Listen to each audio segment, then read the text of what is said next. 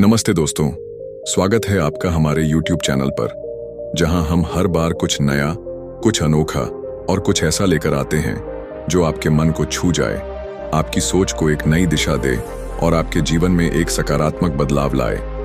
आज का हमारा विषय है कुंवारी लड़की की कामुकता पर ओशो के विचार। जी हाँ, आपने सही सुना। यह एक ऐसा टॉपिक है जो शायद समाज में खुलकर बात करने से लोग हिचकते हैं, लेकिन ओशो जैसे महान दार्शनिक और आध्यात्मिक गुरु ने इस पर बहुत ही गहरे और प्रेरणादायक विचार रखे हैं। ओशो, जिनका असली नाम चंद्र मोहन जैन था, 20वीं सदी के सबसे प्रभावशाली आध्यात्मिक गुरुओं में से एक थे। उनके विचार न सिर्फ जीवन को समझने का एक नया नजरिया देते हैं, बल्कि हमें अपने भीतर की सच्चाई को स्वीकार करने की हिम्मत भी देते हैं। तो आज हम इस वीडियो में ओशो के उन विचारों को आपके सामने लाने जा रहे हैं जो कुंवारी लड़की की कामुकता को लेकर हैं, लेकिन इसे सिर्फ शारीरिक स्तर पर नहीं, बल्कि एक गहरे आध्यात्मिक और मनोवैज्ञानिक स्तर पर समझेंगे। तैयार है ना इस अनोखे सफर के लिए? तो चलिए शुरू करते हैं। सबसे पहले तो यह समझना जरूरी है कि ओशो के लिए कामुकता कोई निषिद्ध या गंदी चीज नहीं थी। समाज में हम अक्सर इस शब्द को गलत अर्थों में लेते हैं, इसे दबाने की कोशिश करते हैं या इसे शर्मिंदगी की नजर से देखते हैं। लेकिन ओशो कहते थे कि कामुकता इंसान की एक स्वाभाविक ऊर्जा है, एक ऐसी शक्ति जो जीवन का आधार है। उनके अनुसार इसे नकारना या दबाना अपने आप को नकारने जैसा है। अब जब हम बात कर रहे हैं कुंवारी लड़की की कामुकता की, तो यहाँ ओशो का नजरिया और भी गहरा हो जाता है। एक कुंवारी लड़की जो अभी जीवन के अनुभवों से पूरी तरह परिचित नहीं हुई, उसके भीतर की यह ऊर्जा एक शुद्ध, अनछुई और प्राकृतिक अवस्था में होती है। ओशो कहते थे, कामुकता तुम्हारी आत्मा का नृत्य है, इसे समझो, इसे जियो, इसे दबाओ मत। यहाँ उनका मतलब था कि यह ऊर्जा न तो गलत है और न ही सही, यह बस है, और इसे स्वीकार करना ही पहला कदम है इसे सही दिशा में ले जाने का। तो दोस्तों, ओशो के इस विचार को थोड़ा और गहराई से समझते हैं। एक कुंवारी लड़की के संदर्भ में ओशो मानते थे कि उसकी कामुकता एक ऐसी आग है जो अभी पूरी तरह जागी नहीं है, लेकिन उसमें वह सारी संभावना मौजूद है जो जीवन को रचनात्मकता, प्रेम और आनंद से भर सकती है।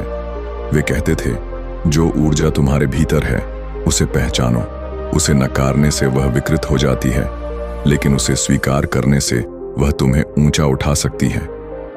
यहाँ ओशो का इशारा उस सामाजिक दबाव की ओर था जो खासकर लड़कियों पर डाला जाता है कि वे अपनी भावनाओं को, अपनी इच्छाओं को छुपाएं, उन्हें दबाएं। लेकिन ओशो का मानना था कि ऐसा करना न सिर्फ उस लड़की के लिए हानिकारक है, बल्कि पूरे समाज के लिए भी, क्योंकि यह ऊर्जा जब दबी रहती है तो वह गलत रूप ले सकती है, जैसे कि कुंठा, गुस्सा या अवसाद।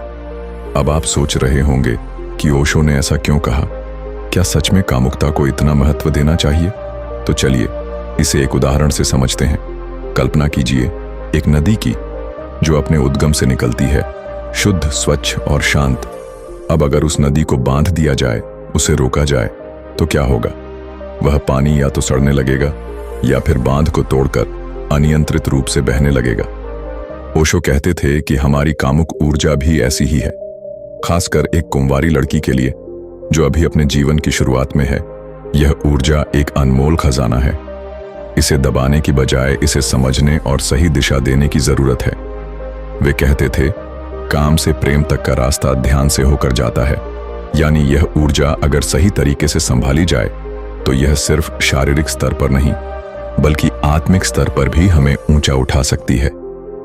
ओशो के विचारों में एक और खास बात थी कि वे किसी भी चीज को जज नहीं करते थे। समाज में हम अक्सर कुंवारी लड़की की कामुकता को लेकर तरह तरह की बातें करते हैं कि यह गलत है, कि इसे छुपाना चाहिए, कि यह सिर्फ शादी के बाद ही जागृत होनी चाहिए।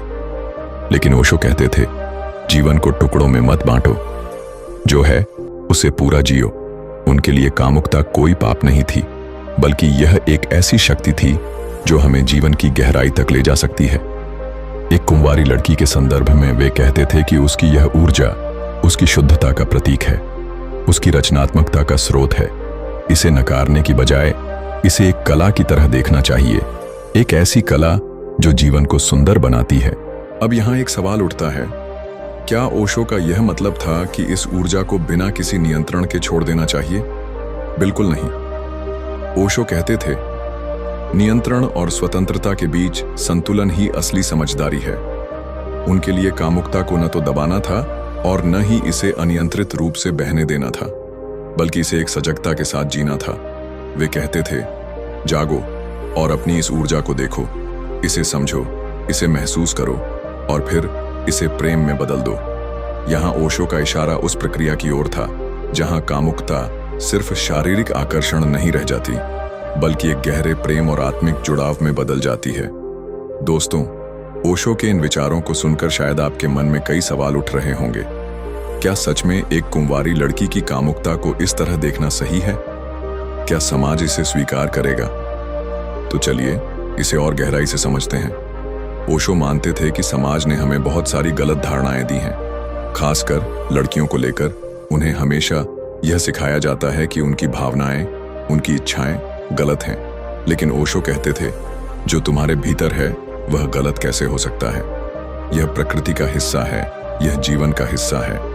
उनके लिए एक कुंवारी लड़की की कामुकता उसकी शक्ति थी, उसकी आजादी थी। वे कहते थे, इसे दबाने से तुम अपनी आजादी को दबाते हो, इसे स्वीकार करने से तुम अपनी शक्ति को पहचानते हो। अब यहाँ ओशो का एक बहुत ही प्रेरणादायक विचार है जो इस टॉपिक को और रोचक बनाता है। वे कहते थे, कामुकता वह बीज है जिसमें प्रेम का फूल खिल सकता है। यानी यह ऊर्जा अपने आप में कुछ भी गलत नहीं है।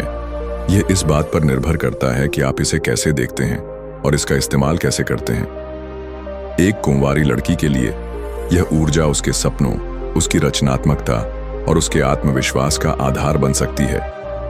ओशो कहते थे, अगर तुम इसे समझ गए तो तुम इसे नृत्य में बदल सकते हो, कला में बदल सकते हो, प्रेम में बदल सकते हो। यहाँ उनका मतलब था कि यह ऊर्जा सिर्फ शारीरिक नहीं है, यह एक ऐसी शक्ति है जो जीवन के हर क्षेत्र में आपको आगे बढ़ा सकती है। तो दोस्तों, अब तक हमने ओशो के इन विचारों को समझा कि वे कुंवारी लड़की की कामुकता को कैसे देखते थे। लेकिन अब बात करते हैं कि इसे अपने जीवन में कैसे लागू करें। ओशो कहते थे कि सबसे पहला कदम है स्वीकार करना। अपने भीतर की इस ऊर्जा को नकारने की बजाय इसे एक दोस्त की तरह देखें। वे कहते थे, अपने शरीर को मंदिर समझो, अपनी भावनाओं को पूजा समझो। यानी यह ऊर्जा कोई शत्रु नहीं है, बल्कि यह आपके भीतर की एक शक्ति है जिसे आप सही दिशा में ले जा सकते हैं। दूसरा कदम है सजगता। ओशो का मानना था कि ध्यान के जरिए आप इस ऊर्जा को समझ सकते हैं और इसे ऊंचा उठा सकते हैं। वे कहते थे, ध्यान वह सेतु है जो काम को प्रेम में बदल देता है। अब आप सोच रहे होंगे कि यह सब सुनने में तो अच्छा लगता है, लेकिन क्या यह सच में संभव है? तो दोस्तों, ओशो के विचारों की खूबसूरती यही है कि वे सिर्फ बातें नहीं करते, बल्कि एक रास्ता दिखाते हैं। वे कहते थे, जीवन एक प्रयोगशाला है, इसे आजमाओ। तो क्यों ना आप भी अपने जीवन में इस ऊर्जा को एक नई नजर से देखें। खासकर अगर आप एक युवा लड़की हैं या किसी ऐसी लड़की को जानते हैं जो अपने भीतर की इस शक्ति को समझना चाहती है, तो ओशो के ये विचार उसके लिए एक मार्गदर्शक बन सकते हैं। वे कहते थे, खुद को जानो और तुम्हें सब कुछ मिल जाएगा। अब चलते चलते ओशो का एक और खूबसूरत विचार आपके साथ साझा करना चाहूंगा। वे कहते थे, कामुकता वह आग है जो तुम्हें जला भी सकती है और प्रकाश भी दे सकती है। यह तुम पर निर्भर है कि तुम इसे कैसे इस्तेमाल करते हो। यानी यह ऊर्जा अपने आप में न अच्छी है न बुरी, यह इस बात पर निर्भर करती है कि आप इसे कैसे देखते हैं और इसका उपयोग कैसे करते हैं। एक कुंवारी लड़की के लिए यह ऊर्जा उसके जीवन की शुरुआत है, एक ऐसा बीज है जो सही देखभाल से एक खूबसूरत पेड़ बन सकता है। तो दोस्तों, यह था हमारा आज का सफर, कुंवारी लड़की की कामुकता पर ओशो के विचार। उम्मीद है कि आपको यह वीडियो पसंद आया होगा और ओशो के इन गहरे विचारों ने आपके मन में एक नई रोशनी जलाई होगी। अगर आपको यह वीडियो अच्छा लगा हो तो इसे लाइक करना न भूलें, अपने दोस्तों और परिवार के साथ शेयर करें और हमारे चैनल को सब्सक्राइब करें ताकि आप ऐसे ही प्रेरणादायक और ज्ञानवर्धक कंटेंट से जुड़े रहें। आपका हर लाइक, हर कमेंट और हर शेयर हमें और बेहतर करने की प्रेरणा देता है।